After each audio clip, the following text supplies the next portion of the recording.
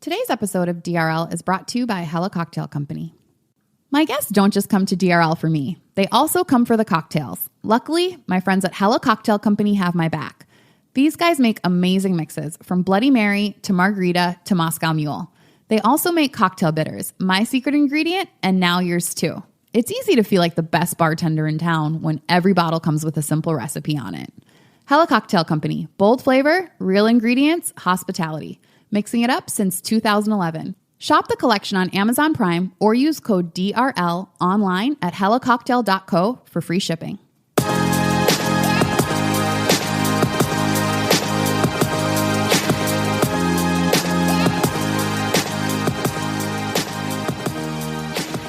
Hello, my lovely listeners. Welcome back to another episode of DRL, where we're talking everything dating, relationships, and love. I'm your host, Tanisha Wood.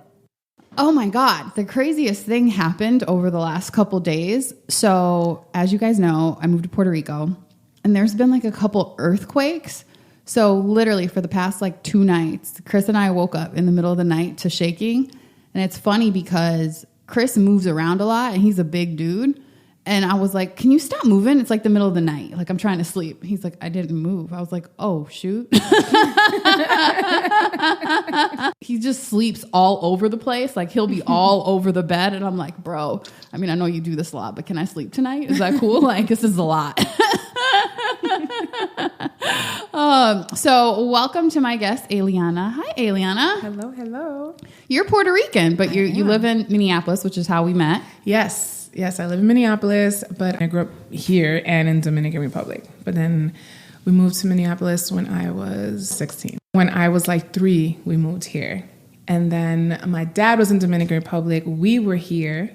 And my mom worked for American Eagle. So every year, every summer, I was just always traveling back and forth between here, Dominican Republic, and New York. So you are a model. I am. How is model life? I'm still getting used to that. It's really fun. It's kind of funny. I always say I became a model by accident. It's one of those things where like you had that like really deep thought and it was so embedded in like that third subconscious that we have that we often ignore. And then I started making some changes in my life and I knew I wanted to get out of my corporate job because I was doing fine, but it wasn't who I am. It didn't represent me whatsoever. So I felt like I was living this big lie. And I just started making actually moves towards becoming an actress. That's what I was doing. I was taking acting classes at the Guthrie. I was starting to get more comfortable with seeing myself on camera because I was always really self-conscious of being plus size. And unfortunately, in the Latino culture, it's like before they say hi to you, it's like, oh, you're fat. Oh, you're skinny. Like, it's like the same with Jamaicans. Right. I mean, I think it's like, I've learned that it's like that in a lot of cultures, but it was always just like the main thing about me was like, you're big, you're big, you're big, you're big, you're big. Your hair is too curly, too curly, too curly. Don't be in the sun too long. We don't want you to get too dark.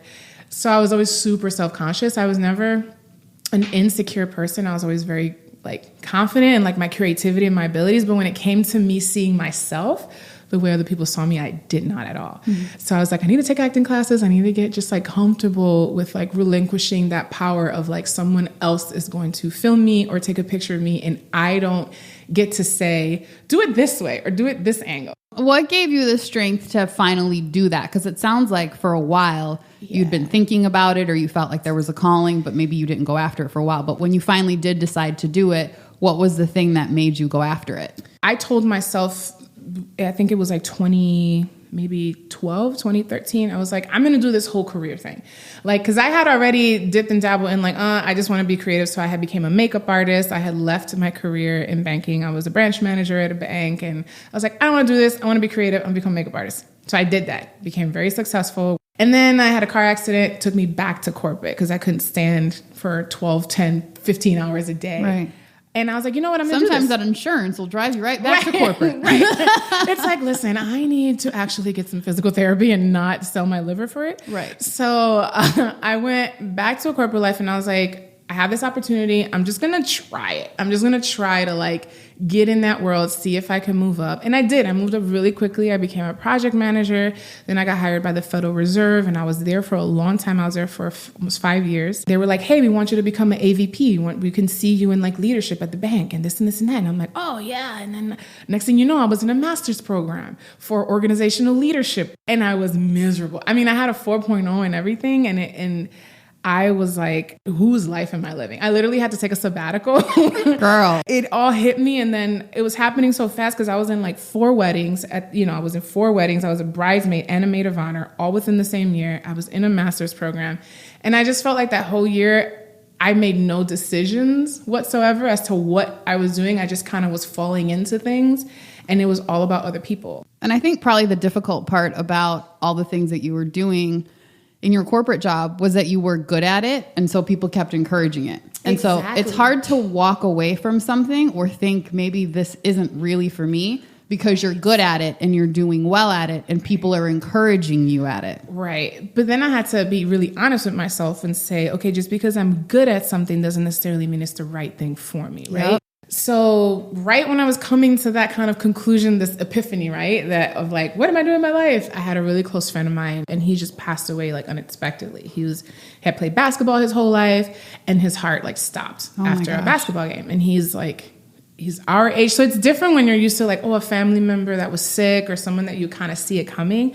But Rob was like, why, like what happened, So that kind of was like, there's no time to waste, and I had already turned 30, and there's that like pressure of like, you have to have your life figured out by 30, which is a total lie, y'all. Do not let that dictate your life. Okay. Do you ever see that thing on Instagram that's like, Morgan Freeman didn't start acting until 45, or, and right. Martha Stewart didn't become Martha Stewart until right. And Robert De Niro, right? Yes. There's all these myths about I didn't start young enough, but it's really not true. No, it's not at all. It's not at all. So, long story short, all of those things exploded, if you will, and I had this kind of like I cannot waste time. I know I want to get out of corporate, but right now I'm just going to use the money that I'm making to get ready for when I'm ready to leave, which the one thing that was mostly accessible to me were classes at the Guthrie. And before I started doing that, I was helping other artists become better at what they do, because I've always been kind of on the side, kind of a creative director. I was like quasi managing a local artist in Minneapolis,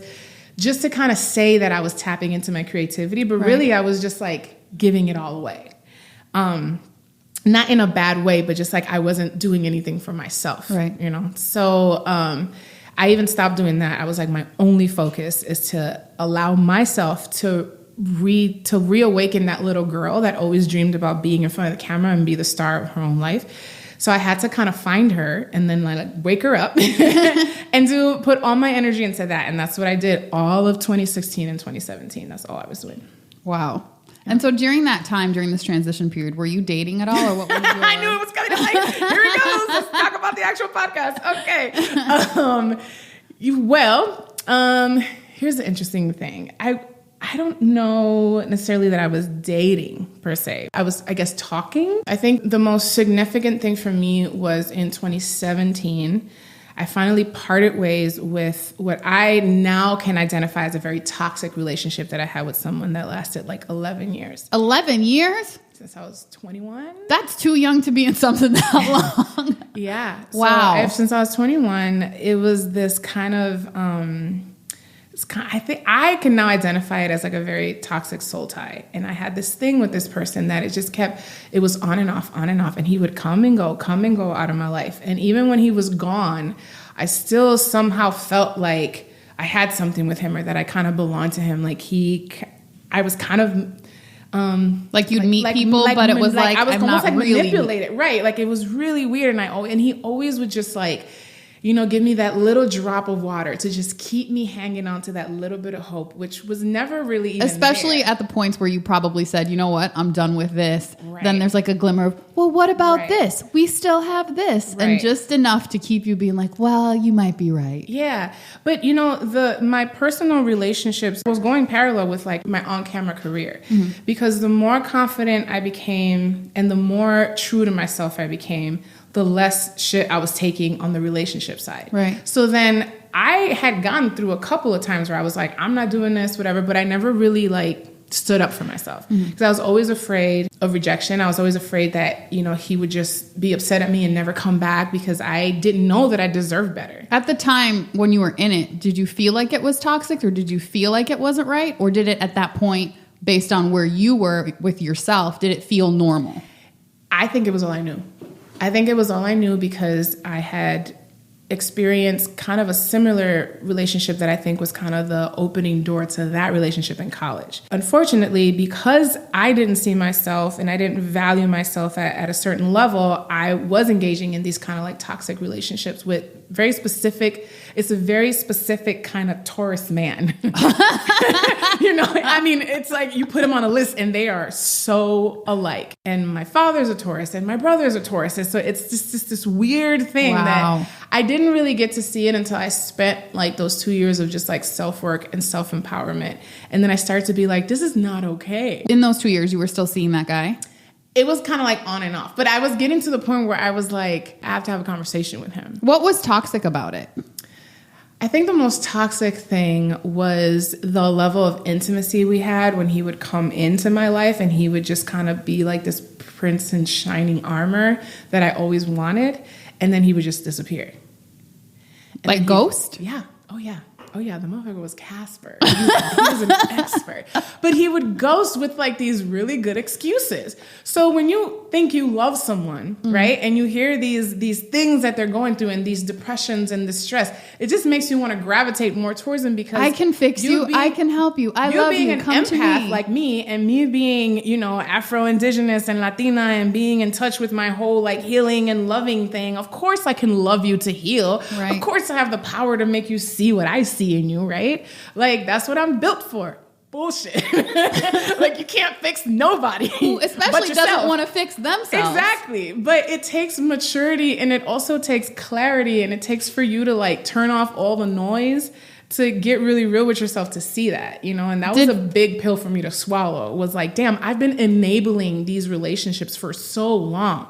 Like, I wasn't even mad at him anymore. I was just kind of like, bitch, the fuck you been doing responsibility. The past 11 years of your life? Like, of course you feel like shit. Of course you can't see how amazing you are, because you have this person that brings you to your highest highs and then undoes that by bringing you to your lowest lows. And that was part of like probably the controlling of your emotions. Absolutely. Like being able to bring you to the high and the low whenever he wanted to. Exactly. Did friends tell you throughout those years, some of my friends. Do you really believe that story? Or some of my friends were just kind of like, look, don't talk to me about him anymore, like this and this and that. And so, of course, I'm that friend. Right. I was like, I told you 3 times. The 4th time, I don't want to hear it because you don't want to hear it. Right. So then I think what ends up happening when that happens and you're not able to see it for yourself, you end up going into this bubble with that person. Because you lose people. Because you lose people. And then I didn't lose my friends, but I just didn't talk to them anymore about it. Right. And then I just started talking to him about us, which then created an even more intimate bubble. And he was your only support system about the relationship. You're my support system for the shit that you're doing to me. This is fucked, right? So you're my therapist and the one hurting me. Right. It's like, this is just, it's like a candy bar. You know, it's like it's sweet, but it fucks you up. So a lot of them were telling me, but when you're always the strong friend and you're always the one like kind of being there for other people, and people kind of look up to you in a way, I think sometimes they want to tell you things, but they're almost afraid. And I'm an alpha female. And so I think that a lot of them wanted to be like, bitch, I'm not going to talk to you no more if you don't, you know, and just kind of smack me out of it. So it took for me to, in my maturity, actually start listening to them. And I had 2 of my close girlfriends that, you know, I always say that I met my most healthiest and like best female friends, it was like 6 or 7, maybe 8 years ago. It wasn't people from college. A lot of those people from college for me were a product of my environment at the time, which was a lot of toxicity, a lot of social everything BS. that was going on inside of you was being reflected in the people you were hanging out with in the relationship you had. So when I allowed him, when all of that was happening, I was also in transition in my friendships. So my 2 main girls were kind of new friends to me at that time. So they were trying to, but I don't think they felt at the time that they had the authority to be like, hey girl, you know what I'm saying? Right. But then after like towards the end, they were just like, look. And I was also like, look, you know. How did you finally cut it off? So, like the final Band-Aid, because I'm sure you tried to rip it a couple times, but then what was the final? I remember actually what happened was I was supposed to move to LA. You know, everybody in Minneapolis has a point in their life where like, I'm leaving Minneapolis, right? And we're just trying to run from our issues without actually fixing the root of our issues. And I had an apartment and everything set in LA, and just something didn't feel right. And like I said, I'm very in tune with like vibes and just myself and the universe, and something didn't feel right, so I decided to stay. So I said, okay, if I'm going to stay, I'm going to get like a nice spot in Minneapolis. I'm going to focus on my career until I figure out what I'm going to do. I moved into this really cool spot downtown. It's kind of in the North Loop area. Mm-hmm. And I hadn't seen him for like maybe 6 months. But all of a sudden he started hitting me up, and I was like, hey, I'm moving. Do you want to help me move? You know, because mind you, I'm already used to this like back and forth thing. And I'm like, oh, he's going through his depressed. So it wasn't abnormal not to talk to him for 6 months. The way that I justified it was like when he goes through like these depression or anxiety things, and I'm respecting that he goes through that, like he just kind of goes into his cocoon. But it wasn't anything personal towards me. So he almost trained me, and I trained myself to not take it personal. Was his cocoon another girl? Probably, girl. It's probably a whole other. I don't know. You know, it was probably a whole lot of other shit. So, you know, we might have texted here and there, but I didn't physically see him or spend time with him. Mm-hmm. So he actually showed up to help me move, you know. And I remember I'm going into this new spot, and like we move in and whatever, and he literally went and like put the bed up and put the couch up and took his shoes off and got in the shower. And I was like, oh. Okay, so you're staying. Okay. Oh, so you live here now too. Oh, okay, so you're staying. So I don't even get to, you know, like christen my own apartment. I didn't even get to sage this motherfucker before you brought your energy up in this bitch. So, yeah, and he, you know, he ended up spending the night, and then, you know, things happened. And when I tell you, I never was able to enjoy that place. I actually left that place because I felt like I had like an allergy. Like I was breaking out in hives. Oh my god! And this is like a luxurious, like brand new sort of building, right? And I honestly think that there's like some kind of evil entity that was following this man around, that was trying to latch on to me, because I never got to enjoy that spot, and I hated sleeping in that bedroom. I would say 90% of the time I would sleep on the couch of my apartment, because I had a really big sectional and it was super comfy. But I just felt better sleeping on the couch. Really weird. So during that time, we were supposed to go to a concert. I got tickets, I remember, and he just didn't show up. And I was like dressed. He didn't show up. And of course the excuse was, oh, my son, this and this and that. And I'm like, but it's nothing for you to just text me and let me know. So this is when I'm starting to be like, no, this is not okay. And mind you, he's not used to me being like, okay, no, this is not okay, right? So one day we met up for happy hour. We had a conversation, and I was like, look, what are we doing? Like, I need, because we're going on 11 years of this shit, right? And it's like, what do you want? Like, what is your ideal situation, you know? And so then he opened up, and he was like, no, I really do love you, this and this and that. And that was the first time he has said that to me. That he loved you? Years. Yeah, the first time. It took a lot of him to say that. Did you say it to him at any point before that? Oh, he knew. Yeah, of course. I'm a very vocal person. Like, you know where I stand. So you would say, I love you, and he would say what? Thanks? Okay, cool? Mama, see you later. Yeah. Yeah. Yeah, it's, you know, it's not something I'm proud of, but it's reality, right? And right. I know I'm not the only one that goes through this kind of stuff. Oh, of course not. So when you started, you know, letting him know this is not okay, where were you in your career transition at that point? I was in that master's program, and I was starting to get reach my limit of like, okay, I'm not satisfied with this relationship. I'm not satisfied with what I'm doing at work, even though I'm doing really well. I had what a lot of people wish they had, but I was not. But it was somebody else's. Yeah, and somebody else gaining weight. I was not feeling okay. I think part of that also gave me kind of that space to allow some of that behavior with him, you know, because I wasn't grounded anywhere. Nothing. Like nothing felt like you. Career-wise, nothing. I was just kind of like floating on the surface of life, and the waves were just kind of taking me. and all that, I think it's easy to blame any of those factors, right? It's easy to say, I feel like this because of this job. It's easy to say, I feel like this because I'm still in Minneapolis. Yep. But really, everything that is happening in your outside world is simply just a reflection of what you're feeling or what you're lacking or what you don't have or what you want. And so it's really just a lack of alignment. Right. It all comes down to just like a lack of alignment in your purpose and also a lack of alignment in who you actually are. So I kind of had to dig my own path so that I could conquer the one thing that broke me where it broke me. It was really important for me to not like go to LA running from this relationship, running from these things, because I knew that it was all things that I was perpetuating. Right. Like I had enough maturity and enough like spiritual clarity to understand like this is me. Like I have to address myself. Therapy helped. When I had that last conversation with him and we went to happy hour, and after he said I love you and whatever, I asked him a question. I was like, well, we're going to have to figure out, because you understand that you have scarred me like over and over and over again. So I don't understand how you want me to like trust you and still keep you in my life as a meaningful person. Ooh, what did he say?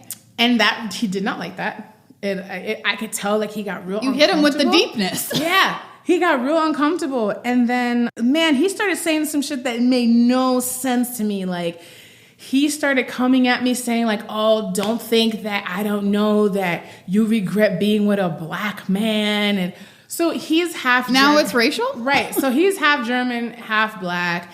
And I mean, he's had like that kind of identity issue his whole life. And for some reason, it kind of came up. And he said that I told his friend, because his friend is Latino too, and we used to sometimes speak in Spanish. And he said, I heard you one day tell him that I should never gave it to a black man. And I'm just like, what are you talking? Like it was so like, he just started going for like the lowest blows that he could ever think of. And then he was like, oh, all that spoken word and all that poetry and all that. Because I in school, I was known for like my spoken word and for my lyricism, because I used to go into like freestyle battles and all that stuff. That's just like the New York side of me. Like I grew up, hip hop was a huge part of my life. And he was like, that's black, this and that. And it's like, it was just kind of like, I was literally just like how you're looking at me. Why are we having a race? What? Like, why is this a race war now? What are you talking about? Just how you're looking at me. I was looking at him, and I remember we were at Crave at the West End. And I was like, I literally interrupted him, and I was like, yo, you're making no sense. What do you want? And he literally said, like, you just need to learn to submit to me whenever I want you. The nerve, clutching my pearls. And it took for me to hear that come out of the mouth of the man that I like fantasized about a family with, who I had already seen myself as like a stepmom to his child. Like I had the song that I wanted to walk down the aisle to. I mean, it took for me to hear those words come out of his mouth towards me in a public venue for me to be like, okay, that's enough. And I didn't say much. I mean, I remember, I think we might have had a little bit of a back and forth, but I literally just walked away and left him talking. I didn't even pay for my tab. Wow. I was just like, I'm going to walk away right now forever. Was that the last time? And that was the last time. Wow. I just walked away. So no calls, no texts, no nothing? The only thing was that I remember he made a comment about something that I said his boy, and he kept bringing up his boy as if I actually was sitting down and having these like intimate conversations with his boy about my relationship with him. When to be honest, his boy was telling me like, yo, homeboy is trash. Like, don't be with him. So I tried to tell him, right? I tried to tell him, I'm like, well, your boy is the one telling me like to not, that you're trash and that I should be careful with you. And he's like, that's how you know when a man is for real trash. When one of his homeboys so I'm like, so now you're trying to throw your you, boy under the bus. So I was like, you know what? I feel like I'm in high school. So I sent a message to both of them, and I was like, look, I was like, y'all can have each other. I was like, keep me the fuck out of y'all's life. Peace and blessings. And I blocked both of them. And it was petty, but it felt so good. Peace and blessings. Have a blessed day. It felt so good. I was like, I hope y'all both old bochinchero, old gossip asses have each other. Go to your fucking basketball games and drink your beers and be miserable because y'all have so much self shit to address that. Wow. So anyway, long story short, that was the last time. I have not seen him. I have not talked to him. There's no texting. There's nothing. Wow. Has he tried to get in contact with you? No, I doubt it. No, I mean, not that I know of.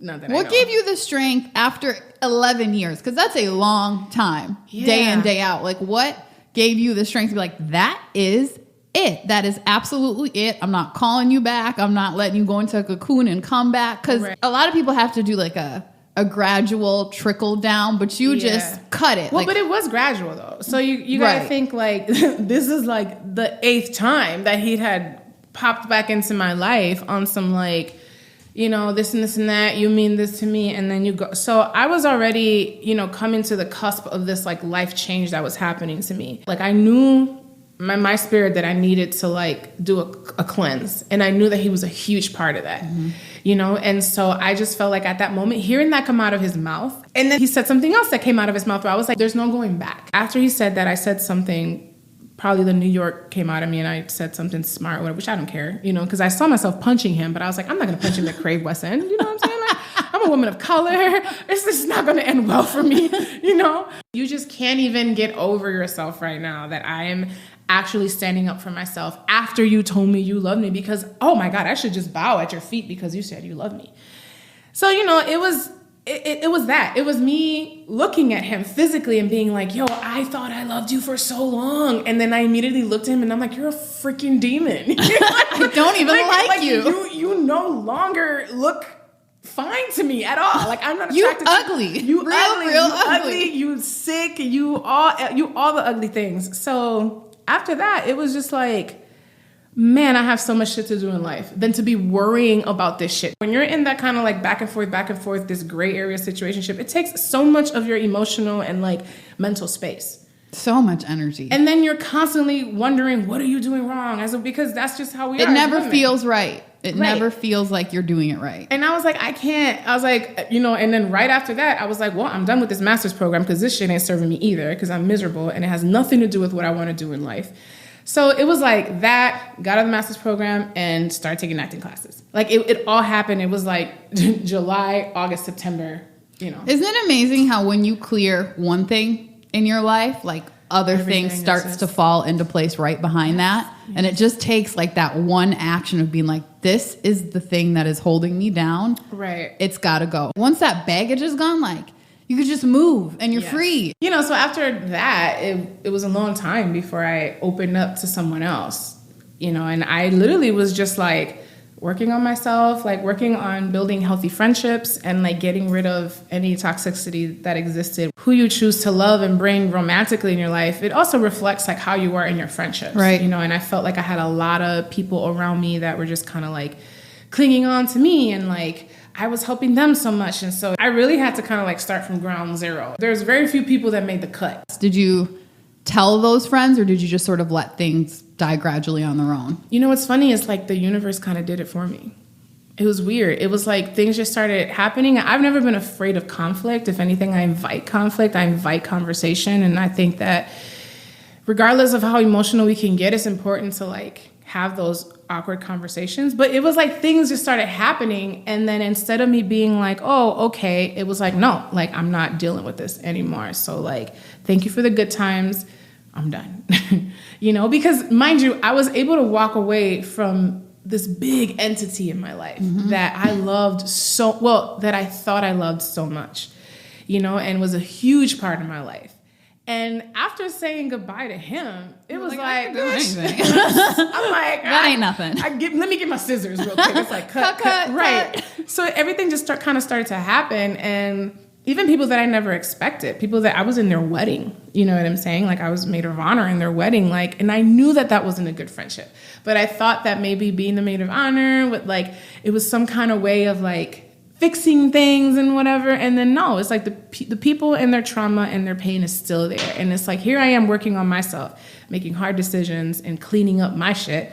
And I'm surrounded by people who just keep throwing their shit on me, and then you know, and then I gotta go, and it just wasn't working out. So, so I wasn't romantically involved with anyone whatsoever. Are you dating now, or did you start dating again?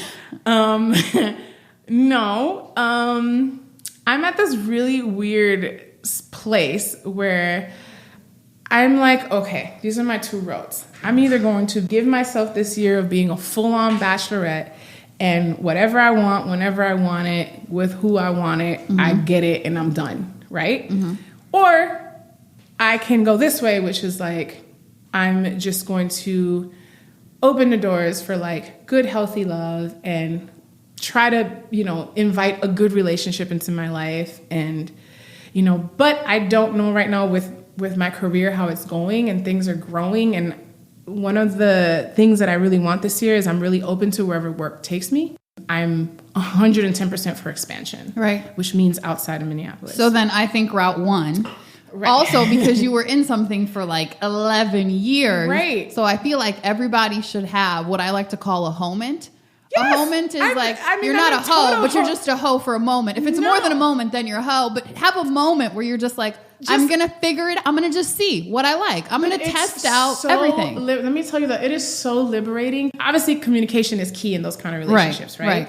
And so, yes, I have a partner where I can be like, yo, da da da da da da da, boop boop, and you know what I'm saying? But it's like, but even then, it's still kind of like, are you okay? Is the fam okay? We good? This and this and that. Right. Yes. But we have this very clear understanding, and I'm not opposed to that. Like I'm okay with that for now. For where I am in life, right? The idea of me having to go, and maybe it's me. I'm still working through, like you said, so many years of me like trying to manifest this relationship and make it work and love this man to healing. I kind of got to get a fraction of those 11 years back. Yeah. And right now it's especially your 20s. Those are the years. Right. So for me, it's very much so like, God, I haven't even like totally popped the lid yet. I'm in the middle of blossoming and literally becoming like this thing that I've always wanted. And do I see myself putting that on pause or having to kind of shift that or compromise that right in this instant for a relationship? No. Even if it were to turn into that, I don't think that the right person would make you do that or that be a requirement that you change that or alter what is your true passion. The right person will be like, let's figure out a way to do that. So you got to remember too, like I come from a very like traditional family in the sense of like how they approach relationships and marriage and whatnot. So I am the first of my family that has chosen to be self-employed in the world of entertainment and artists and movie, so it's like my life in general is alternative. My relationship is going to be alternative. It's not going to be a traditional, I'm a stay-at-home woman. When you get home, I'm going to rub your feet every day and cook for you. I love to do that. My man will be like, I love loving on a man that deserves it. But it also just has to be like, you kind of got to have that same energy that I do in that, hey, we might have to pick up and travel this week or, or maybe we're going to be apart for a week and a half, but that I'm with you, so I think for me, I'm still kind of conceptualizing like that exists and that I can have that I don't have to choose between my career and a relationship. Right.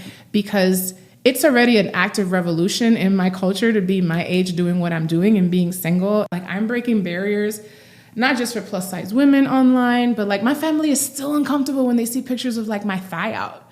What do they say? Like literally it's like, I'm not comfortable with this. I literally have It's not your thigh, so you don't have to be. But I'm like, I am a model and I'm not a pornographic model. Right. If I have a picture of me and like, it's part of my work. It's also part of empowerment and not only for myself, but also for other women to understand that like, you don't have to be a size 0 to be sexy. I'm still wrapping my mind around like I'm breaking a lot of barriers. And so I don't know that being in a serious committed relationship for me right now works. Right. And I'm glad though that you're aware of that, that you don't feel like, well, I'm at a certain age in life or at a certain point. So now I got to do this. I got over that the priority. I briefly dated someone, not this past year, the year before, and he was younger. So because I kind of look a lot younger than what I am, I do get a lot of younger guys that try to get at me. And I was like, you know what? There's this young guy. He's risking it all to be with me. Like, let me give this young man a chance. He was like 9 years younger than me. But, he had a daughter. He was way more mature than what I had seen in all the other guys and the demon, if you will. So I gave it a chance. And honestly, when it was good, it was beautiful. At the end of the day, he ended up being his age and, and things that come with that age happen. And it was kind of shocking at first. I was like, damn, like I really just got played by like this. I got played by a child. Right. my bounce back from it was super quick because I was just like, it's okay. Like, I'm not even upset at him anymore because I'm like, he actually gave me something really beautiful that I didn't get to. Simple things like holding my hand in public that I always wanted with this other guy that never happened. You know, like little things like that. And I'm just like, shit happens. It's okay. I have my That's whole a great way career. to look at it. Like being thankful for what that person gave you and not holding a grudge. And it was one of those situations where like he had a crush on me forever and he finally had the balls to like confess to me and tell me. And I'm just like, here I was for 11 years waiting for someone to tell me that they freaking loved me. Right. Right? And here's this guy who's been like just crushing on me forever and just had the balls to be like, hey, I don't know how you feel about this, but this is how I feel about you. Mm-hmm. You know? And I was like, of course I'll give this a chance. Like, why not? You know, and it didn't work out and that's fine. But I decided to keep the good of it. That's an awesome way to look at that. I just kept the good of it because there was a lot of good amongst the messiness that happened, the fuckboyness that happened at the end. It's okay. Like, it's just like when I was 25, like, I had some growing to do too. Right. You know, so it's like, I don't hate this person. It's, if anything, he kind of opened me up to like, you know, there are good guys out there that they fuck up and make decisions because they're not mature and they need some growing. Right, of course. But I decided to keep the good. And I try to always do that in my life because, especially in what I do, there's a lot of rejection. You know, like I'm not going to get every audition. Mm-hmm. I don't get every... People see that, oh my God, you're so booked and busy. Yeah, but you don't see the ratio of like things that I went to 15 auditions. Right. The things you that saw my the one that is, I don't even know how much my agency is submitting me for. You know, I'm a 4 agency. So the ratio of like what I'm being submitted for to what I get, and then you add the auditions that I have to go to for like acting and, you know, it's a lot of rejection. But it has helped me, you know, again, I feel like my career and getting in line with my purpose and everything that I've had to do to be in my purpose has helped me with approaching and dealing with my life romantically. Right. Or sexually as well. So you said that you had started the acting classes and that started to build your confidence. Mm-hmm. Throughout that process of following your passion and sort of figuring that out, how did you get to where you are now? Like, what was that whole process like? How did you get over the rejection of going to an audition and having them say, no, thanks? I really do think that, like, there's no bigger rejection for me than what I felt in that 11 years. None of that hurts. None of it hurts because there's an abundance of work. I am a plus-size woman of color, Afro-Latina with big curly hair, and I can fit into a 16, 18, 20. You know, like, I can smile, I can be sad. So it's like, oh, I didn't get that audition. Okay, thanks. On to the next one. Because I have experienced, like, rejection at the heart, you know what I'm saying? So for me, it's about, this is work. And I know that there's an abundance of it out there. And I'm clear that this is my purpose because I knew since I was a kid. That I was meant to be either on stage or in front of the camera. I knew that. I just ignored it and kind of tucked it away because my family was like, that's not real, go get a job, right? And then society was like, well, you're too fat. You're too fat to be a dancer. You're too fat to be on stage. You need to lose weight. And now that I'm like, nah, like I get to carve my own path and I get to inspire women and empower people and talk my truth while I'm at it. Like that alone for me is more satisfying than getting that audition. Do you feel like the industry overall has changed? I mean, from when you were thinking about this, yes. You know, in your young adulthood or as a little girl, like there wasn't many plus size models, if any, that I could really remember. Right. But now it seems like that's really, really shifting and there are just more opportunities. People are finally realizing like you don't have to be a single size. Right. Whenever I saw like big women on a show or on a movie, and especially big women of color, it was always like they were like this class clown or they were like oversexed or like obsessed with like men or, you know, it was, or obsessed with food. They just couldn't be normal. They were like these really weird stereotypes, you know? And then I think when I first saw like Ashley Graham's cover, which even then compared to me, like she's still, at the time she was a size 16, but she was like a small size 16. You know, like I was like, oh, she's thicker, she's bigger, and she's on Sports Illustrated. Like that's really dope. You know what I'm saying? But you know, it really took, when I went to acting classes, and I had this instructor, Michelle Hutchinson, bless her heart, she's super blunt at the mouth. So she was the best thing that ever happened to me because she would give you feedback like on spot, and then she'd record you. You'd have to go home, watch yourself and do the scene work, and then come back and like criticize yourself in front of her. I just got it from you and now I got to get it from myself. Right. So I got to get it from you, got to get it from myself and from my classmates, you know? So it's like, look, that was a whole lot of like getting comfortable. And she sat me down and she was like, I think you should do modeling. And I was like, girl, please, no, I'm not going to model. Like, please. Like, I'm a tomboy. I'm a girly girl, but I'm like a tomboy at heart. So you'd never thought about that piece of it at all? I was like, oh, it would be cool to model, but I could never be a model. Like, I could never, you know, like, I got a double chin, you know, like, it was just weird. And then she was like, you should give it a try. I completed like 5 of her classes. She was like, I think you're ready for agency representation. Wow. So to hear someone who has this whole career of theater and film, for her to tell me, it was just something that I already knew, but it came from someone that I respected in the industry. And so it just kind of gave me that push to do it. And then I had met Chris McDuffie, and I just had a really cool connection with him. He's an amazing photographer in the city. So I was like, F it, let's do this shoot. I went and bought a bunch of clothes, and I brought a bottle of Bacardi I'm gonna need to relax. Photo studio, and I literally took like 2 shots, and we just started. And literally, that was the first time in my entire life that I was the subject of the camera, because I'm a producer at heart, right? Mm-hmm. But it was me in front of the camera. And I just remember saying a prayer, and then I took them 2 shots, and I was like, Lord, let it be what it is. I was like, it's gonna be what it is. And when he first showed me, the beautiful thing about Chris is like just the way he shoots, and like right there he has his iPad and he just shows you. And I remember being like, holy shit, I look so good. Nailed it. And he was like, that's not even edited, you know? And a lot of it was just accidental pictures of him just shooting in between me being me. And we took that shoot. We selected 5 pictures. And then I had a list of agencies to submit to. I didn't have a connection to any agency. I wasn't like introduced to anyone. I literally just submitted online like everybody else. Wow. And that was in January. And then by March, I was picked up by the 3 biggest agencies in the city. It was that. And then by March 5th, I had my first job. Amazing. And I was like, no. And I was like, I don't know what the fuck I'm doing. I don't know what I'm doing. But I was like, hey, at least I know how to do my makeup. Followed your heart and your passion. Yeah. A lot of it was just relinquishing control. And then things just started happening. And thank God, like, I have been busy and booked since that March of 2017. It has not stopped. And now I'm starting to get work out of state. And this is what you do full time now?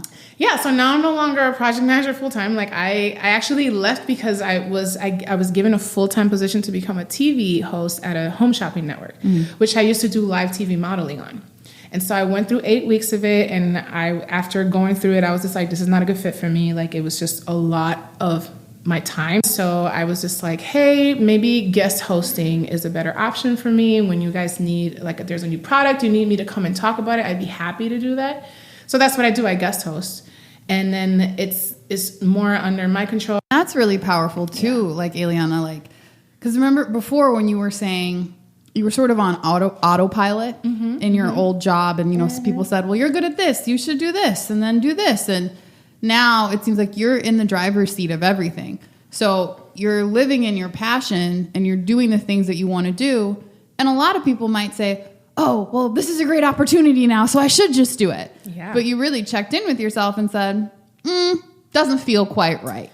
Yeah, I walked away from like 6 figures. Like, it was a lot of money it was more than what I was making, you know, and I was just like, this doesn't align with how I see myself, or how most importantly, it didn't align with how I wanted to present myself to the world. The same way I've made the decision of, like, right now, I want to be this very confident, badass, like, businesswoman. I want to learn how I can grow my brand. I want to learn how I can expand my business. And I want to be able to have a healthy, open, communicative relationship with someone that, if that's what we have and that's what we do, then that's what we do. But as long as it's clear and it's on my terms. Right. You know, not that it's like I control it, but it is a decision that I'm making. I'm not kind of just falling into this thing, because that's just what works for me right now. Do I see myself, like, eventually getting married and having children and all that stuff? Absolutely. I think every girl in their heart sees that. I don't know who it is. I don't know who it is. I don't know where he's at, you know. And so what are you looking for in a guy? Oh, yeah. So first of all, he has to be tall. No. It's like the number 1 red flag. How tall are you? Me, I'm 5'9". Can he be 5'9"? Yeah. Can he be 5'8"? 5'8" and a quarter. Yeah. I mean, honestly, I've some of the best sex I've had has been with guys my exact same height, or like, yeah. So, does he have to be a Taurus? No, actually, I do not want him to be a Taurus. Not at all. Like, that is I know that now that it just doesn't work, Okay. I think the most important thing is to be able to have like that youthfulness in the relationship. I want us to laugh. I want us to be able to have fun and enjoy life, and for things to not be like so serious, right? Also, it's very important to me that this person supports my dreams. I'm not willing to let go of everything that I worked for just for the sake of being in a relationship, which I see a lot of women do. So for me, it's important that he brings something to the table. He's not here to make me happy. He's not here to complete me. He's here to be an addition to what I have built for myself, and for me to be an addition to what he has built for himself. So really, it needs to feel like a partnership. And I really want this person to be my best friend. I want my best friend who I just happen to be in love with. I think love is powerful, but I do think that friendship is a strong glue under love. I do need someone who has done the work for themselves so that they can see me for who I am and accept me for who I am, and I can do the same with them. Is there like an ideal, like, tall man? Yeah, of course, absolutely. We all have that. Did you see that tall man that just walked by the way? He was too tall. I hadn't seen him before, and I looked and I was like, wait, how tall does he go? Like that man just was like his 7 legs just foot. kept going and going. It was really rare to see here in Puerto Rico, but yeah. Okay, so he ain't got to be that tall. Okay. Right. One thing is, if you want to get into like really funky, weird stuff, I am morbidly afraid of men that are uncircumcised. Wait, so let's say all else was perfect. He was like emotionally mature. He was investing in your dreams. He was fun. He was your best friend. But he was uncircumcised. What would you do? I'd have to learn. It would literally it's like a thing. You know that they do adult circumcision, so if he loves you enough, no. I mean, oh my God, I would never put through. I would want to know before I make a decision. How soon after meeting somebody do you ask that question? I mean, no, I don't ask the question. It might just be like we're making out, and I might just try to, I don't know. And you're like, wait, this feels funny. I don't know what it is. It's an aesthetics thing. I feel bad that I mean, and maybe I'll end up loving it. Who knows? I just haven't run across Sometimes I think one. God like gives you the thing that you thought you didn't want, Girl, just to show you that you short, uncircumcised man that don't speak. That's just like, I love you. I love the shit out of you. Everything out of it. And I'll be like, okay, you need to give me some time. But I mean, that's just all jokes aside, honestly. Like I just really want someone that I can have a healthy, like long-lasting life partnership with, that is willing to go on adventures with me, and that is willing to just have open conversations and conflict and argument, and willing to just like get through it and move on to the next day and just keep seeing the good in me. So over the last 3 years, it seems like you've made a ton of life transition, both romantically and in your career and following your passion. Mm-hmm. What would you say to somebody who is currently at where you were at, 3-4 years ago? Oh, yeah. 3 things I would say would be to turn off all the noise, meaning your others' expectations of you, your family's opinions of what you're doing, what these narratives, because I think we end up having these narratives that we start believing ourselves, of what you can and can't do and how to do it and how not to do it. And I think all of that needs to just like come to a halt. It's you and your heart and what fills you and makes you happy.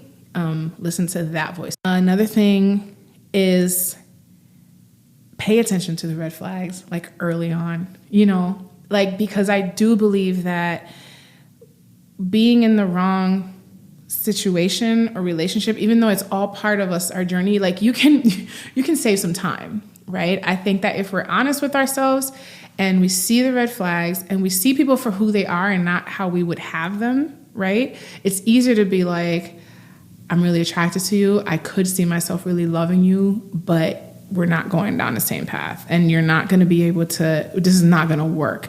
And so you save yourself the time, the emotional kind of trauma, if you will, because it takes time to like heal from that stuff. if you're able to just see things for what it is and not, because I think we get caught up in wishful thinking, and it's really important to just like see things for what they are and accept them for what they are. And in that moment, and know that you can be the most loving, most perfect person in the world, and you still will not be able to change that person, and you will not be able to expedite them to get to where they need to be with you. That doesn't exist. You can never change somebody. They have to want to change them. Yeah. For them. There's a saying that I grew up with, and it doesn't really translate to English, but it's like, lo que está para ti, nadie te lo quita. And it's just like, whatever is meant for you, like it's basically, it's like if the stone is casted specifically for you, like it will not miss you. So it's like whatever is meant for you, whatever is meant to happen that is for you, it will find you. Like there's nothing that you can do for it to not find you. Kind of like you found your passion. You put that energy out and you will be aligned with where you're supposed to be. You just have to be willing to accept it once you're there, which takes maturity, obviously. So what are you working on right now? What I'm doing right now is a collection of 4 short films, and they are pretty much 4 spoken word pieces that are based on true stories that have happened to me.